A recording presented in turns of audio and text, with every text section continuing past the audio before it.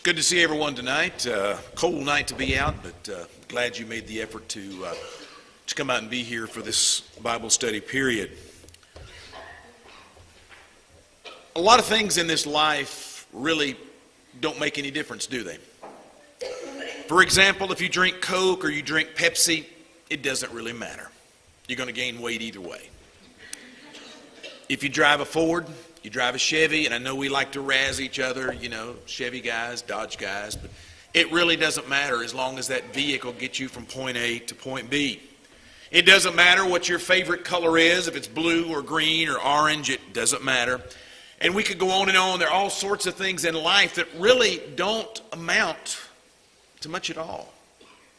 They have no real significance.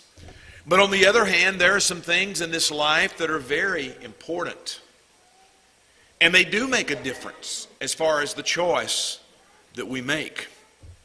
For example, it makes an eternal difference what we believe about the Bible. If you ask the average person on the street, chances are somebody will say it's just a book. Or some might say it's a book of myths, it's a book of fables, it's an old book, but nothing more. On the other hand, some will say it's God's inspired word, as Paul said in 2 Timothy 3:16 and 17. And we're told that God gave us this book for a reason. He expects us to study. He expects us to rightly divide it. And it will make a difference when we stand before God in judgment as to whether we have done that or failed to do that. It does make a difference what we consider about many things. For example, what about God? Does it make a difference what we believe about God? You remember the psalmist said, the person who says there is no God, he says, is a fool. Psalm 14 and verse 1. The fool has said in his heart, there is no God. It makes a difference regarding the oneness of God, whether we believe it. There are those in other parts of the world, and perhaps many in America, who would say, there are many gods. But the Bible says there is one God, Jehovah God, the creator of the universe.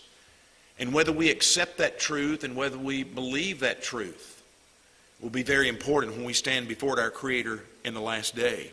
It also makes a difference what we believe regarding the church. There are perhaps as many opinions and ideas about the church as there are any other subject in the religious world. The New Testament makes it clear that there is one church, Christ's church, that He established. And yet if you talk to the average person in the denominational world, they'll say, there are many churches. Some will go so far as to say, take the church of your choice. It really doesn't matter. Just choose one. As long as you belong to a church, that's all that really matters.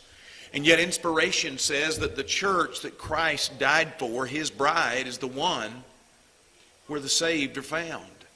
It is His church that Christ is coming back to claim someday and to take back to heaven with Him. What about our worship? Does it really matter about our worship? Or has God left us at liberty to choose how and what we're going to do in the name of religion, in worshiping Him?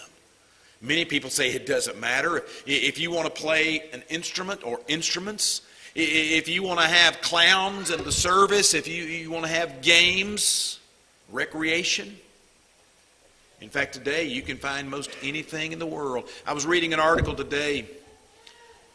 A preacher was talking to a young man, worked at a coffee shop, and the young man was saying that his church had to have split services now. He said, I went to the early service and we had 300, and I think that was the right number. He said the second service had 500, and this gospel preacher asked him, said, well, how do you draw such large crowds? He said, we're very open-minded. Whatever you want to do, whatever you want to believe is okay. And so the preacher pressed him. He said, well, what if someone came and they wanted to be saved? What do they need to do? And he said, well, that's up to them. He said, if somebody wants to say the sinner's prayer, the pastor, as he called him, the pastor will let them say the sinner's prayer. And if they want to come up and make a statement or give some conversion account, they will let them. He said, you see, we leave a blank there. If you want to be saved, you've got to, and you fill in what you want. And that's the prevalent idea in much of the religious world today. Religion is to do your own thing. Whatever makes you happy is fine. And yet, that's not what my Bible teaches.